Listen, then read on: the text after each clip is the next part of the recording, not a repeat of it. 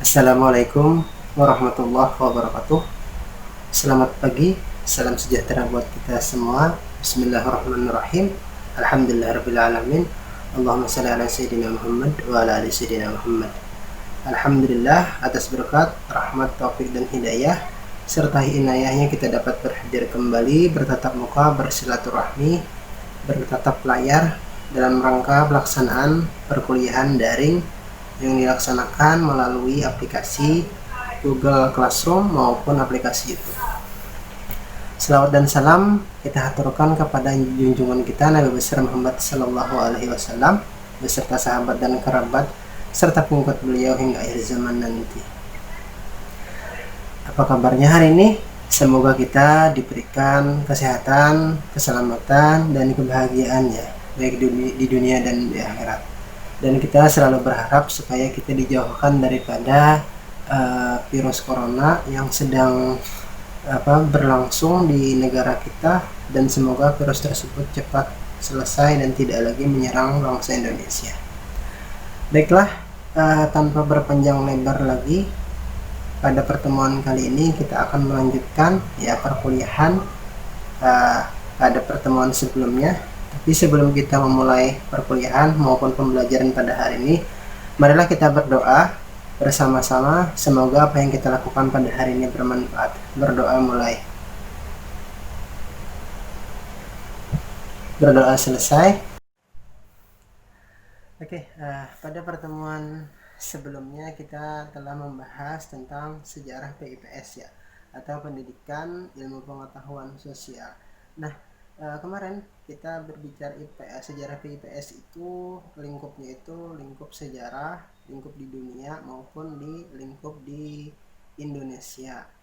PIPS sendiri salah satu pecahan atau klasifikasi dari salah satu ilmu-ilmu sosial.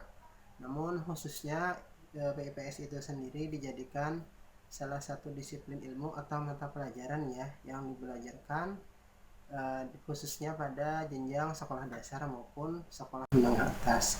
Sedangkan di perguruan tinggi sendiri itu ilmu sosial murni ya, atau ilmu pengetahuan sosial. Bukan ilmu sosial ya, bukan ilmu pengetahuan sosial. Jadi untuk di Indonesia sendiri pembelajaran PIPS atau ilmu pengetahuan sosial dilaksanakan di sekolah dasar sampai sekolah menengah atas. Oke. Nah, itu secara ringkas ya yang kita bahas pada pertemuan kemarin. Nah, pada pertemuan kali ini kita akan membahas tentang pengembangan materi ya. Kemarin secara konsep pengertian dari PIPS itu sendiri dan sejarah-sejarahnya. Yang masuk di dunia barat itu abad 19 sampai abad 20 ya. Di abad 20 masuk juga di tempat kita, tapi di tempat kita tahun 60-70-an ya masuk di Indonesia. Nah, saya rasa rekan-rekan mahasiswa masih mengingat materi-materi yang kemarin. Jika masih belum ingat ya dipersilahkan kembali melihat pada channel YouTube saya, Adrian Channel. Dan bagi yang belum bergabung, silahkan bergabung dulu menjadi subscriber saya. Jika memang menyukai, tolong klik like. Jika tidak suka ya bisa dikasih tidak unlike ya atau dislike ya seperti ini. Oke, adapun tujuan pembelajaran kita pada hari ini yaitu ada 4 ya. Yang pertama, memahami pengembangan materi PIPS di sekolah dasar. Yang kedua, memahami pengembangan struktur PIPS di sekolah dasar. Yang ketiga, memahami pengembangan konsep PIPS di sekolah dasar. Dan yang terakhir, memahami pola pikir PIPS di sekolah dasar. Oke, jadi ada 4 poin ya. Ada 4 poin penting yang akan kita bahas pada pertemuan hari ini. Semoga Anda masih stay tune pada channel saya. Oke, seperti yang dibahas pada tujuan pertama tadi, kita membahas sumber materi ya. Bagi yang masih mengikuti channel saya, materi-materi kita berbicara tentang sumber belajar sudah ada di channel saya. Jadi bisa saja nanti diulang, dilihat-lihat lagi apa makna dari sumber belajar sendiri ya. Nah, di sini kita membahas sumber materi ya. Sumber materi itu segala sesuatu yang dapat dijadikan materi dalam proses pembelajaran kita. Nah, di sini kalau kita lihat ada beberapa poin yang dibuat oleh Rahman tahun 2014. Yang pertama, sumber materi itu adalah segala sesuatu yang ada terjadi di sekitar anak, nah di lingkungan keluarga, sekolah, desa, kecamatan, sampai lingkungan negara dan dunia dengan berbagai permasalahannya. Nah, jadi kalau kita berbicara sumber materi itu luas sekali ya. Jadi yang secara sederhana saja bisa saja di lingkungan anak, ya anak peserta didik kita yang dijadikan sebagai sumber belajar. Jadi kalau kita lihat tuh ada bisa lingkungan keluarga, ayah, ibu, pekerjaan ayah itu bisa dijadikan salah satu sumber materi atau dijadikan materi dalam proses pembelajaran. Oke, selanjutnya kegiatan manusia, mata pencaharian, pendidikan, keagamaan, produksi, komunikasi, transportasi. Nah, itu bisa juga dijadikan salah satu sumber belajar atau sumber materi tadi ya. Jadi itu pun bisa juga. Jadi kalau di sini mata pencaharian ya, mata pencaharian itu sangat banyak ya. Terutama di Indonesia atau di Banjarmasin sendiri ya banyak sekali mata pencaharian. Ada yang bertani, berdagang ya, berjualan, asongan, ya kaki lima, ya youtuber. Youtuber juga termasuk mata pencaharian juga sekarang kalau banyak subscribernya ya. Terus pendidikan itu termasuk juga sumber ya, sumber belajar juga, sumber materi ya. Keagamaan masuk juga ya, masuk ya. Tentunya keagamaan pun masuk juga. Jadi unsur-unsur spiritual itu ternyata tidak lepas juga bisa dijadikan salah satu sumber materi. Oleh karena itu kita bangsa Indonesia, bangsa yang memiliki unsur-unsur, memiliki paham spiritual ya, seyogyanya kita harus ya banyak-banyak ingat ya kepada banyak-banyak melakukan hubungan vertikal kepada Tuhan dan hubungan horizontal ya, vertikal kepada Tuhan dan horizontal kepada sesama manusia. Jadi pas banget ini ya. Jadi kalau kita dalam masalah ya kita banyak-banyak berdoa, banyak-banyak berbuat baik juga ya. Kalau kita berbicara tadi dalam konteks sumber belajar ya bisa saja nanti dimasukkan di situ. Terus lagi produksi, komunikasi, dan transportasi ya. Produksi itu hubungannya nanti bisa produksi barang dan jasa ya. Produksi umpamanya sepatu gitu ya, itu termasuk juga dalam sumber belajar atau sumber materi. Terus komunikasi, komunikasi ternyata juga bisa ya. Komunikasi itu kan biasanya outputnya itu bisa dalam bentuk bahasa tulis, bahasa lisan gitu ya, bisa dikatakan itu sumber juga. Dan transportasi, nah transformasi di Kalimantan Selatan sendiri unik juga ya, karena khususnya di Banjarmasin itu kan kota 1000 sungai katanya ya, katanya kota 1000 sungai. Terus di kota 1000 sungai itu transportasi utama pada masanya dulu maksudnya ya, itu menggunakan ya jukung, klotok ya, perahu-perahu kecil maupun perahu-perahu yang agak besar untuk melintasi pesisir sungai, melintasi sungai lebih tepatnya. Jadi membawa penumpang dari tempat satu ke tempat yang lain. Jadi sedikit berbeda di Pulau Jawa. Di Pulau Jawa ada kereta api, delman, angkot, andong ya.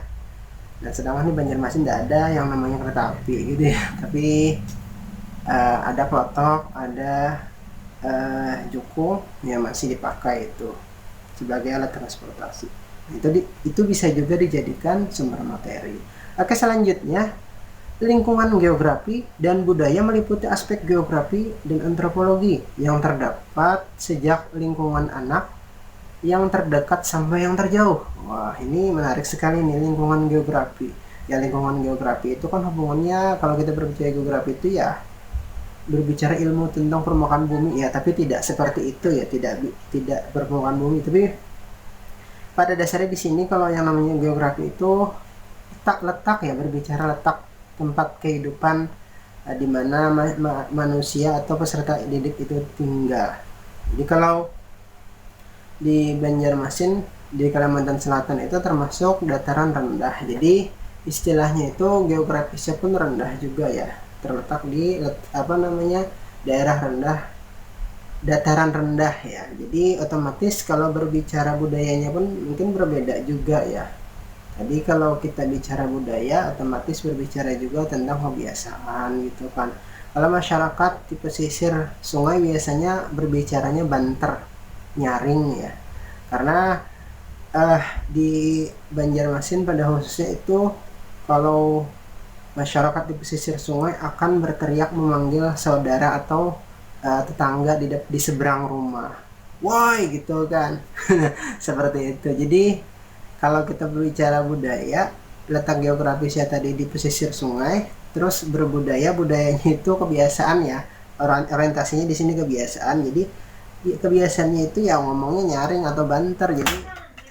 Jadi tidak istilahnya itu tidak ayal bahwa masyarakat di pesisir sungai itu omongannya nyaring-nyaring ya, seperti itu. Nah, itu dimaksudkan itu budaya juga. Ya, kehidupan masa lampau juga di situ. Nah, kehidupan masa lampau, perkembangan kehidupan manusia, sejarah, dimulai dari sejarah terdekat katanya seperti itu, sampai sejarah atau kejadian yang besar-besar gitu ya, yang terbesar. Jadi kalau berbicara sejarah itu ya sangat dalam dan luas sebenarnya ya.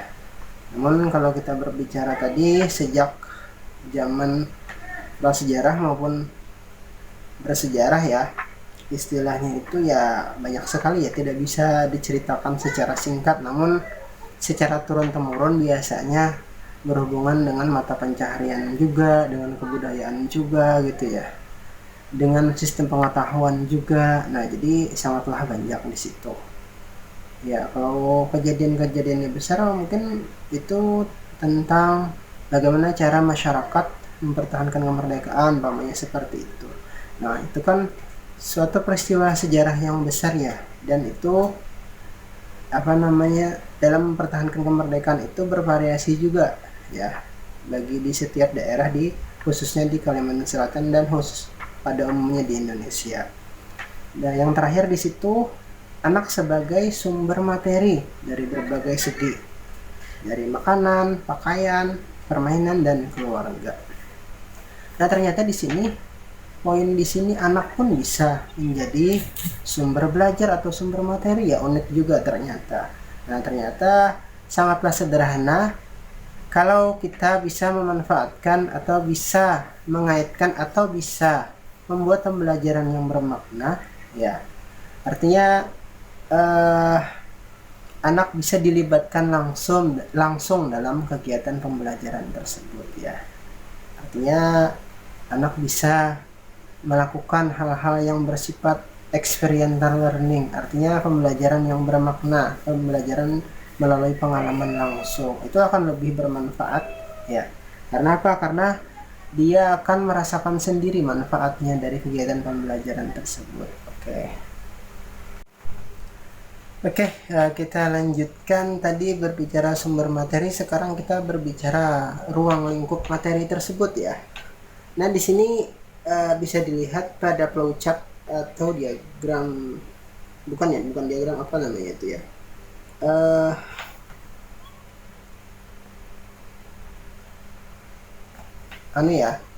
Diagram di situ bisa dilihat sendiri, ada tulisannya di situ ilmu-ilmu sosial ya.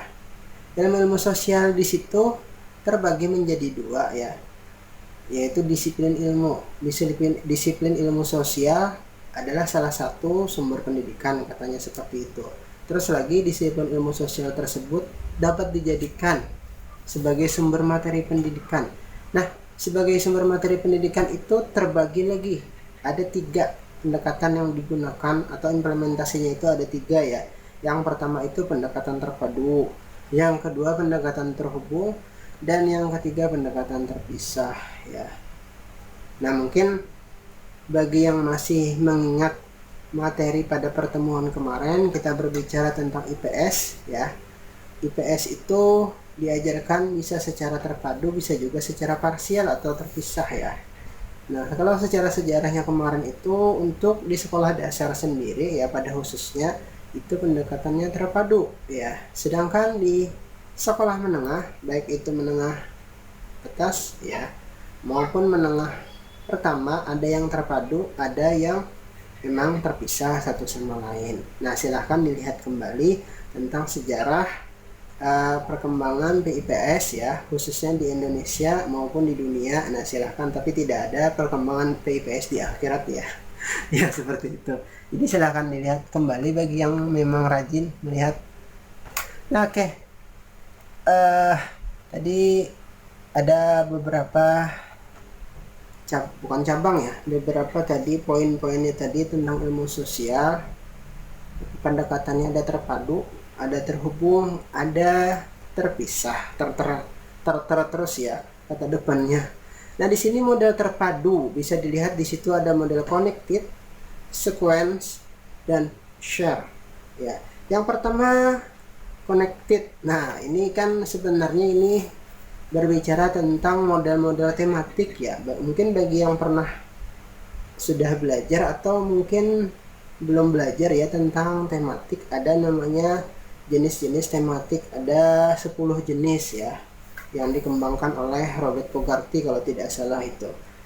Jadi ada connected, ada sequence, ada share. Nah, yang pertama connected ya.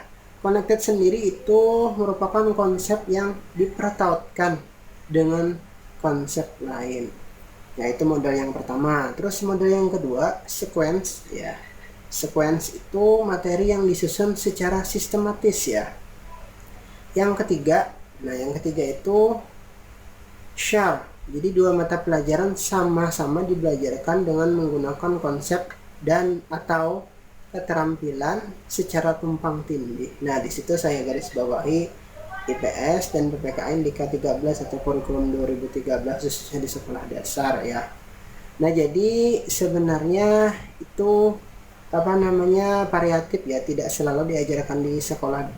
Konsep ini atau aplikasi dari pendekatan terpadu ini tidak selalu di sekolah dasar, tapi ada yang memang diterapkan di sekolah dasar, ada yang tidak. Kalau connected sama sequence itu tidak. Menurut pemahaman saya tidak diterapkan pendekatan tersebut di sekolah dasar, yang diterapkan itu. Oke, kita lanjutkan. Tadi ada 3 poin ya, 3 jenis terpadu. Tadi ada model terpadu, connected, sequence, dan yang terakhir itu share. Nah, selanjutnya ada lagi model terpadu yang berbeda tadi, tapi masih dari sumber yang sama. Nah, kebetulan di sini dikutip dari Depdiknas, bukan dari sumber aslinya. Kalau sumber aslinya tadi dari Pogarty, tapi kita ngambilnya dari Depdiknas biar lebih lebih adapted dengan kebijakan pemerintah kita, seperti itu.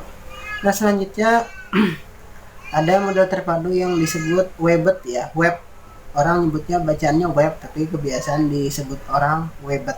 Sebenarnya bacaannya web ya. Web itu jaring-jaring ya. Mungkin kalau kita berimajinasi, webet itu seperti jaring laba-laba. Jadi kalau kita lihat di situ definisinya, yang namanya jenis model terpadu web itu memadukan atau keterpaduannya dikaitkan dengan tema atau topik atau materi kompetensi dasar ya. Jadi kalau kita lihat di kurikulum, nah bicara kurikulum dah nih, kenapa bicara kurikulum? Karena dalam konteks ini lebih mudah kita berbicara hal-hal yang konkret ya. Artinya kalau kita lihat pembelajaran di kurikulum 2013 itu ya, terutamanya itu pembelajaran tematik ya, pembelajaran tematik. Terus di pembelajaran tematik itu ada tema atau topik. Nah, di situ ada yang kandang tumpang tindih ya materinya tersebut. Nah, itu yang dikatakan web di situ. Jadi kalau di K13 itu di kelas tinggi ya, bisa kelas tinggi, bisa kelas rendah. Biasanya di kelas tinggi sih yang web dipakai, web model terpadu web itu. Jadi materinya temanya ada, temanya keluargaku. Terus lagi dalam keluargaku di situ ada berbagai poin-poin lagi atau subtema di situ. Jadi satu topik atau satu bahasan itu dikaitkan oleh tema. Nah, itu dimaksudkan. Selanjutnya ada trait ya, model trait. Nah, di situ pendekatan multikurikuler katanya seperti itu.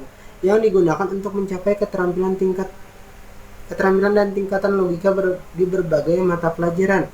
Nah, kalau saya garis bawahi di situ biasanya di perguruan tinggi sih ya. Nah, di Fakultas Ilmu Sosial. Jadi itu analisa saya. Jikalau Anda pun dapat memperoleh pengetahuan terkait treat itu, model treat tadi bisa diaplikasikan di SMP atau SMA ya, mungkin bisa saja sih. Cuman kebiasaan kalau model treat itu biasanya digunakan di kurikulum di perguruan tinggi. Jadi ada satu kompetensi atau satu keterampilan ya, ada kompetensi khusus atau kompetensi umum yang harus dicapai oleh peserta didik. Nah, biasanya di situ dalam lingkup kurikulum yang sangat luas ya, bukan seperti RPP dan silabus, tidak, tapi itu kaitannya dengan beberapa kurikuler katanya, metakurikuler. Artinya metakurikuler itu yang saya pahami adalah hubungannya dengan berbagai kurikulum ya. Kurikulum umpamanya kalau di perguruan tinggi umpamanya ada, gak usah jauh-jauh di PGSD saja, itu ada berbagai mata kuliah, ada kajian IPS 1, kajian IPS SD 2 gitu ya, terus lagi PKN SD 1, PKN SD 2. Nah, itu kan ada keterampilan umum dan keterampilan khusus yang harus dicapai.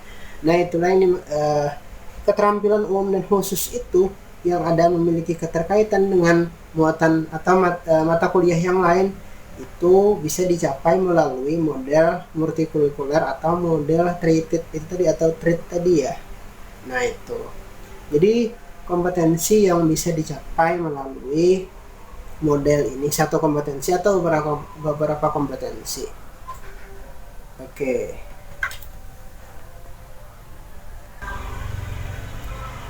yang terakhir integrated ya, integrated.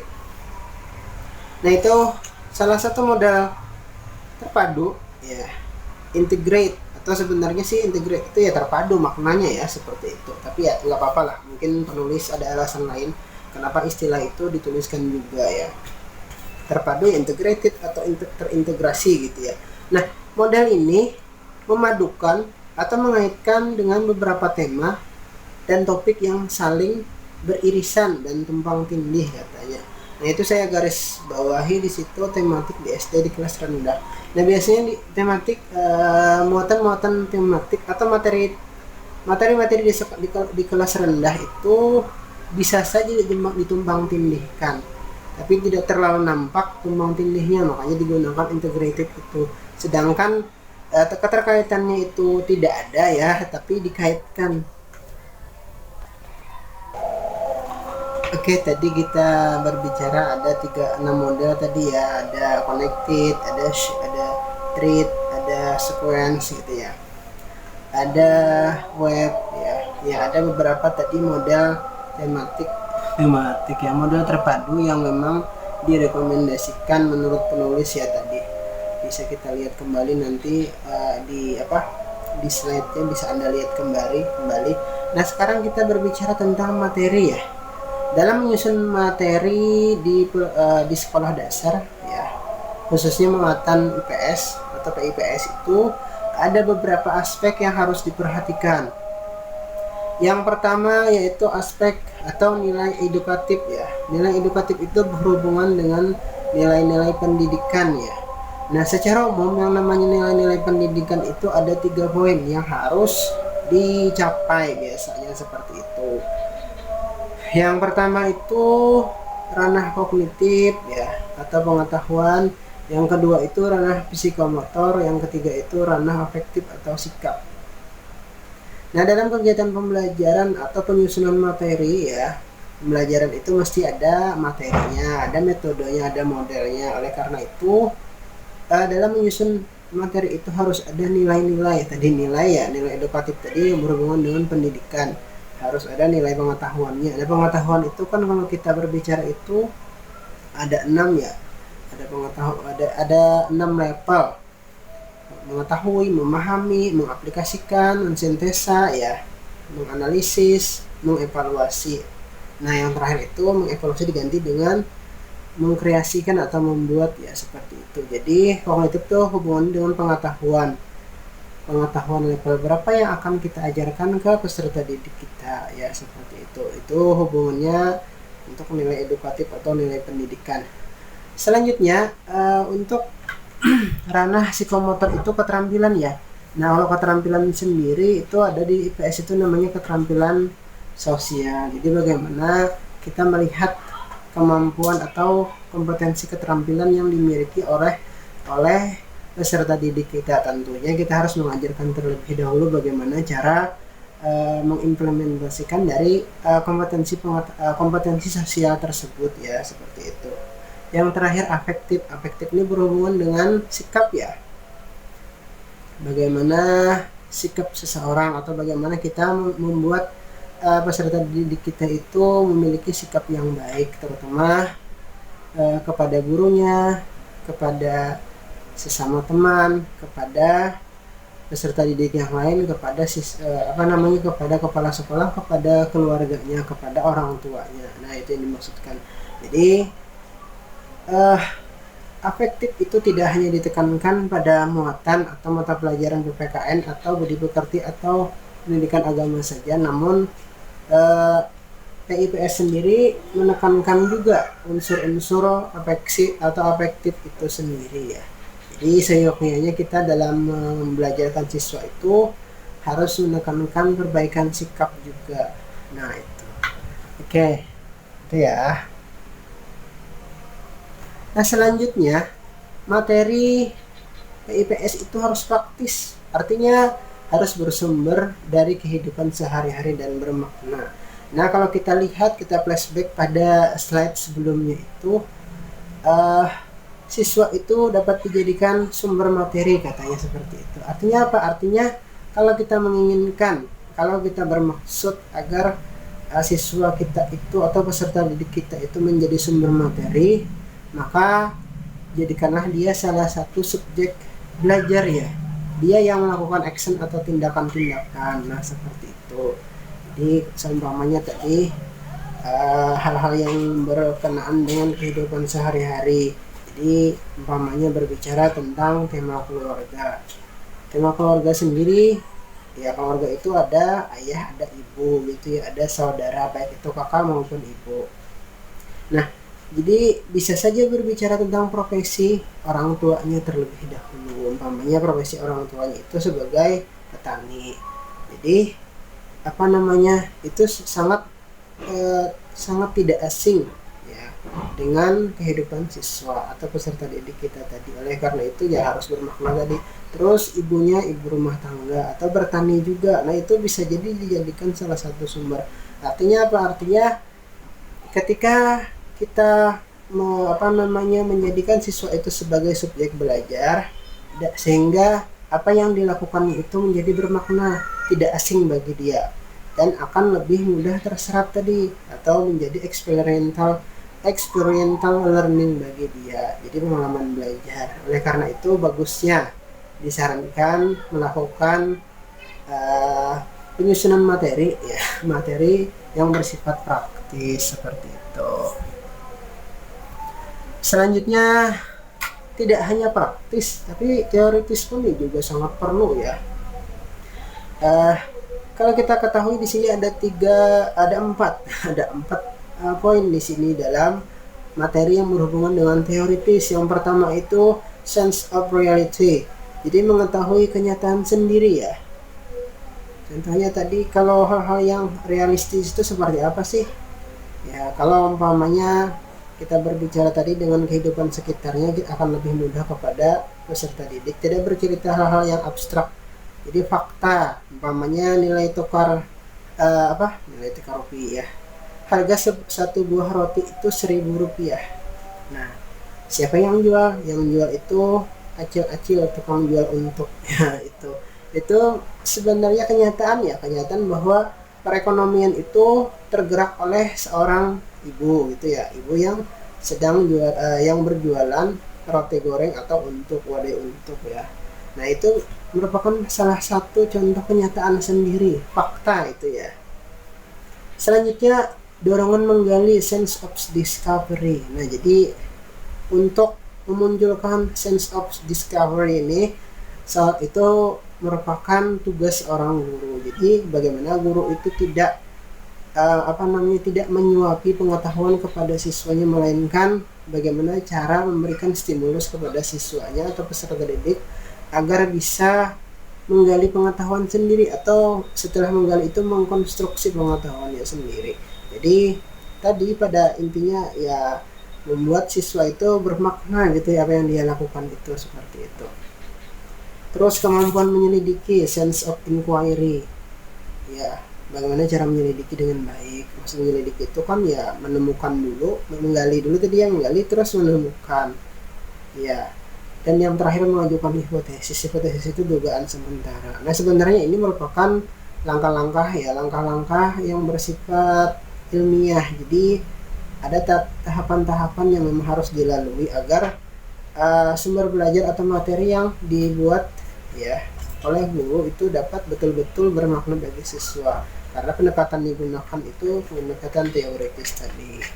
Jadi siswa itu harus sadar dulu apa sih yang akan dia lakukan, apa sih yang akan dia pelajari itu, terus bagaimana cara menggali pengetahuan tersebut gitu ya. Setelah digali, bagaimana menyelidikinya, apakah itu benar atau tidak. Dan yang terakhir, melakukan dugaan sementara atau melakukan hipotesis ya, seperti itu hubungannya dengan materi yang bersifat teoritis. Nah selanjutnya nilai-nilai filsafat pun tidak kalah pentingnya juga, tapi tidak terlalu rumit di sini ya, tidak berbicara epistemologi apalagi ontologi ya, itu tidak seperti itu. Namun secara ringkas yang namanya filsafat itu melakukan tindakan atau melakukan hal-hal yang bersifat berpikir secara radikal, kalau saya maknanya seperti itu, artinya berpikir secara mendalam. Nah di situ ada poin-poin.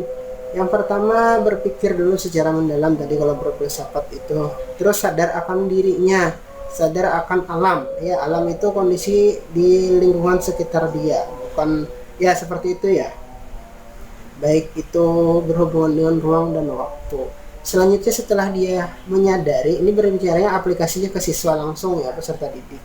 Jadi bagaimana cara kita menanamkan, bagaimana peserta didik kita itu atau siswa kita itu berpikir siapa dia dan siapa atau apa dan di mana dia ya, berhubungan dengan alam tadi.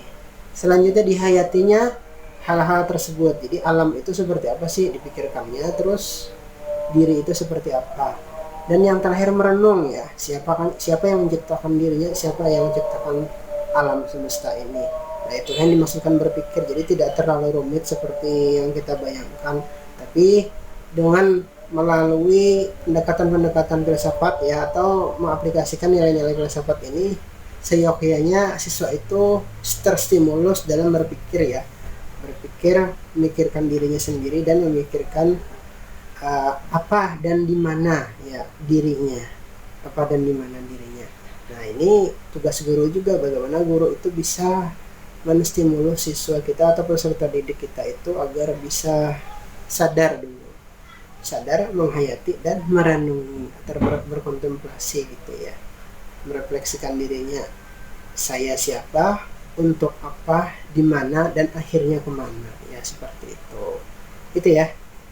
Jadi kalau diaplikasikan ibaratnya di pengetahuan sosial sendiri, kalau temanya itu keluarga ya, otomatis dia itu harus sadar dia itu anak keluarga siapa gitu ya. Umpamanya anak keluarga Pak Supri gitu kan, Pak Supri, ayahnya Pak Supri, dia tinggal di mana? Tinggalnya di Jalan Es Parman, umpamanya seperti itu ya. Terus dia menghayati kehidupan dia ya, kehidupan dia itu sekarang umpamanya sebagai peserta didik ya. Nah seperti itu. Terus merenungi untuk apa dia sekolah. Oke, tadi berbicara tentang filsafat, ada 3 poin yang harus diperhatikan tadi dalam menyusun pembelajaran berhubungan dengan nilai-nilai filsafat itu. Yang pertama sadar diri, yang kedua menghayati, yang ketiga itu merenung ya, merenung ya, atau bertafakur gitu ya, dalam bahasa Arab itu kan memikirkan dari mana kita berasal ya, terus apa yang kita lakukan, untuk apa kita bertindak, untuk apa kita melakukan hal tersebut, dan bagaimana atau kemana kita akan kembali, seperti itu. Itu katanya berpikir menurut konsepnya seperti itu ya. Oke, selanjutnya kita berbicara tentang nilai-nilai ketuhanan.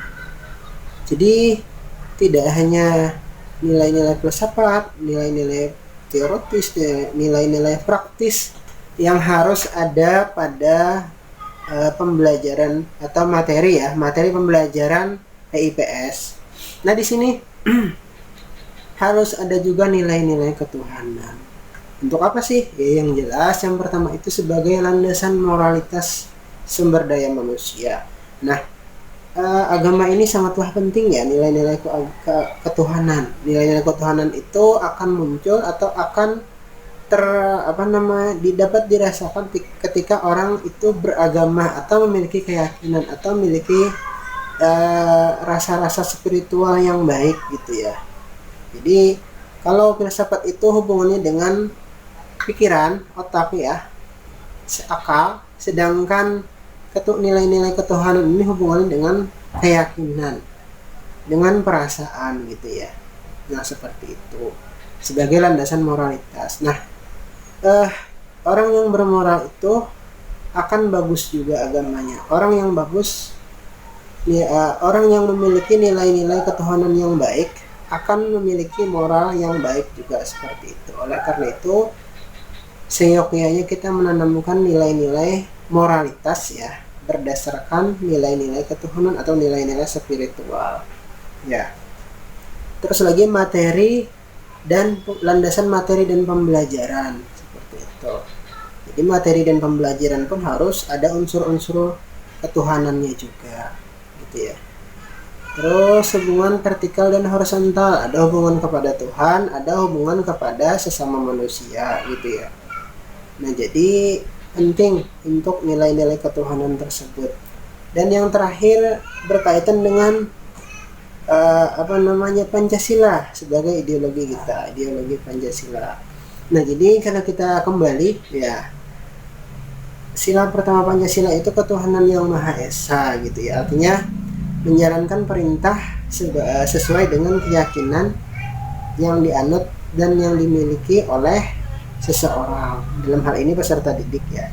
Jadi aktualisasi dari nilai-nilai ketuhanan di sini yang jelas pertama bersumber dari ya agama, yang jelas itu ya, bersumber dari agama. Agama apapun mesti ada memiliki nilai-nilai ketuhanan kecuali orang yang tidak beragama. Contohnya kita sebagai ini, contohnya saya karena saya muslim jadi saya contohkan yang muslim ya. Jadi nilai-nilai ketuhanan agama Islam itu diambil dari mana? Dari Quran dan hadis umpamanya, seperti itu. Terus lagi Quran dan hadis itu bisa dijadikan landasan moralitas gitu ya, baik dan buruk, ukuran baik dan buruk menurut agama, seperti itu ya. Jadi umpamanya kalau jadi guru itu mencari materi memang sih tidak secara eksplisit dapat ditemukan materi-materi yang memang isinya itu ada unsur-unsur ketuhanan, tapi bagaimana seorang guru itu bisa mengakomodir, bagaimana memfasilitasi siswa, membimbing peserta didik agar melek ya, agar paham, agar sadar ya, sadar siapa yang menciptakannya, untuk apa dia ada, dan kemana dia kembali. Nah, seperti itu yang dimaksudkan. Contohnya bicara punya tentang perekonomian, ada di IPS kan perekonomian dan sistem mata pencaharian gitu ya. Memang dalam sistem mata pencahariannya itu umpamanya bertani atau nelayan, tapi kita harus ingatkan juga kepada peserta didik kita bahwa yang memberikan rezeki itu Tuhan, Allah Subhanahu wa Ta'ala. Jadi mencari rezeki itu ikhtiarnya, sedangkan kita berharap rezeki itu ada, itu merupakan tawakal ya gitu ya. Jadi ada unsur-unsur ketuhanan di situ. Jadi perlu digarisbawahi, apapun agama Anda, apapun keyakinan Anda, harus mengkaitkan nilai-nilai spiritual dan nilai-nilai ketuhanan itu dalam materi Anda, seperti itu. Nah, yang selanjutnya struktur dan konsep PIPS ini seperti piramida ya.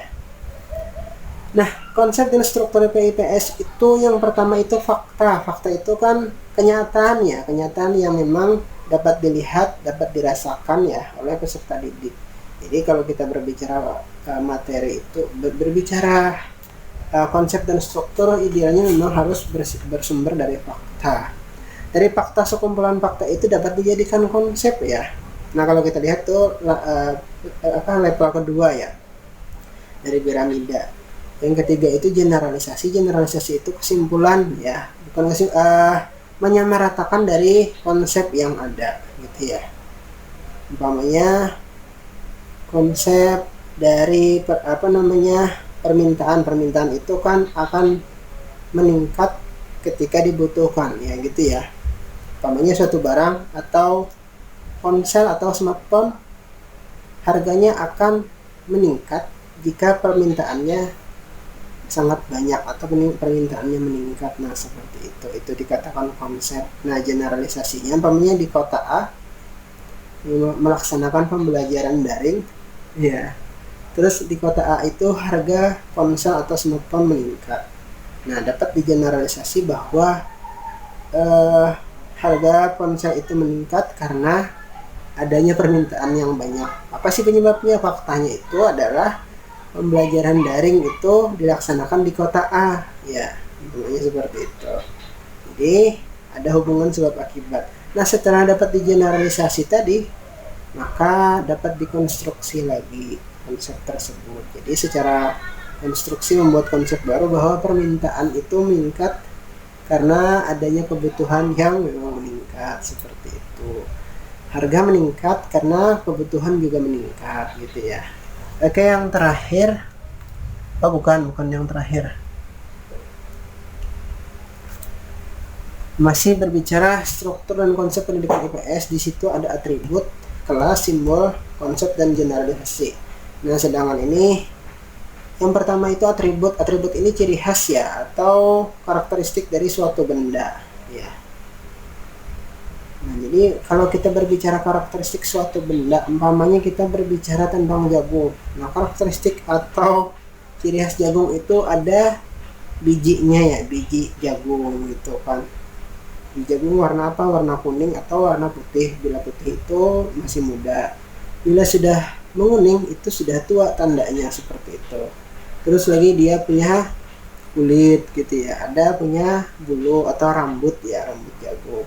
Nah itu atribut atau ciri khas, ciri-ciri atau karakter dari buah jagung. Jagung buah apa sayur? Itu ya. Terus kelas itu pengelompokan dari sesuatu benda ya. Jadi kalau jagung itu umpamanya jagung manis ya. Jagung manis itu umpamanya contohnya itu batangnya agak mungil dibandingkan jagung yang tidak manis gitu ya. Terus lagi memiliki biji yang memang sangat rapat. Nah seperti itu. Bulunya atau rambutnya sedikit ya. Oleh karena itu dapat diklasifikasikan jagung manis itu memiliki kondisi atau karakteristik yang berbeda dengan jagung biasa. Terus lagi simbol ya. Simbol ini adalah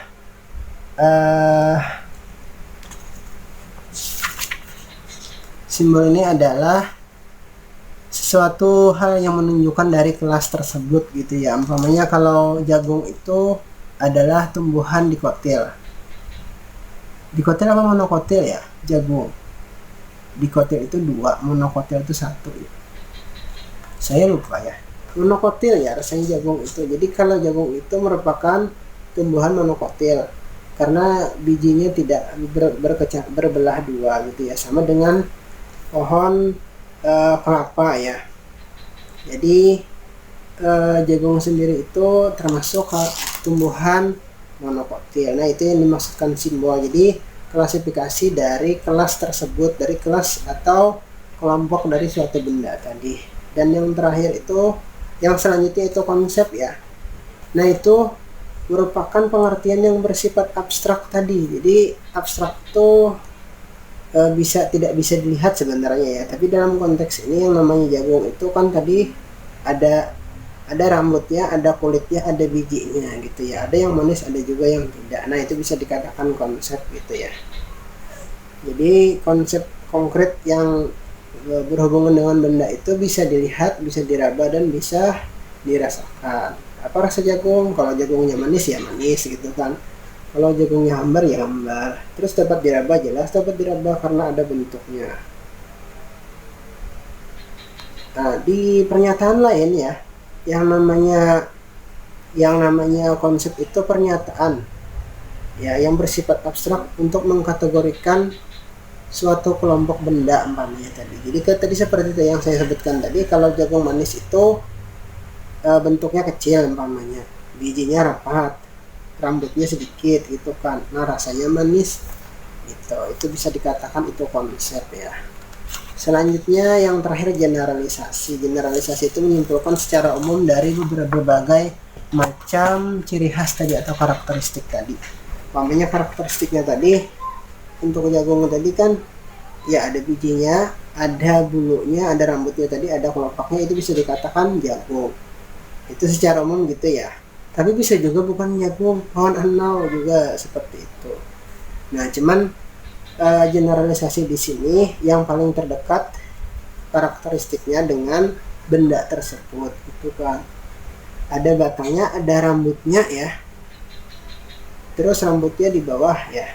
Apakah itu? Nah, itu bisa dikatakan itu sapu, bisa juga ya. Sapu kan satu benda juga, tapi sapu kan bisa jadi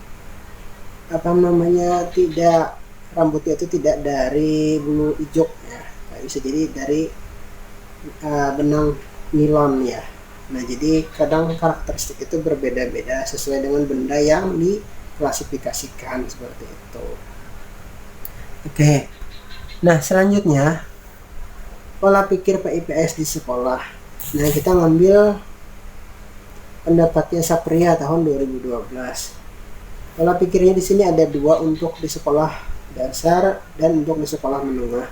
Untuk di sekolah dasar sendiri menggunakan pendekatan inquiry ya, atau inquiry. Yaitu kalau di sekolah dasar itu kecakapan berpikir gitu katanya, secara kreatif, kecakapan berpikir kritis, keterampilan memecahkan masalah dan proses mengambil keputusan. Itu di sekolah dasar. Sedangkan di sekolah menengah ya, melalui inquiry juga, itu dengan perumusan masalah, perumusan hipotesis, definisi istilah, pengumpulan data, menguji hipotesis ya, dan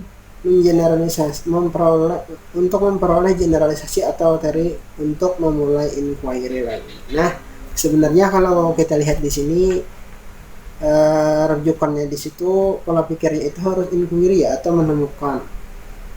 Di sekolah dasar itu sederhana, sedangkan di sekolah menengah atas itu atau menengah pertama itu lebih complicated atau lebih rumit seperti itu. Nah, jadi terkait pengembangan materi tadi ada beberapa aspek yang harus diperhatikan tadi. Di antaranya tadi aspek filsafat, aspek ketuhanan, aspek aspek ketuhanan, aspek filsafat gitu ya. Terus lagi selain aspek praktis gitu ya, metode, modelnya, sumber materinya, dan lain-lain. Jadi pada dasarnya ketika kita akan mengembangkan materi ya, materi PIPS itu sendiri harus bersifat konkret atau praktis tadi, dan berkenaan dengan dengan lingkungan dari peserta didik kita. Jika itu asing, maka akan mempersulit juga dalam mengabstraksikan pengetahuan tersebut dan mentransformasikan pengetahuan tersebut kepada kepada peserta didik kita di situ. Oke.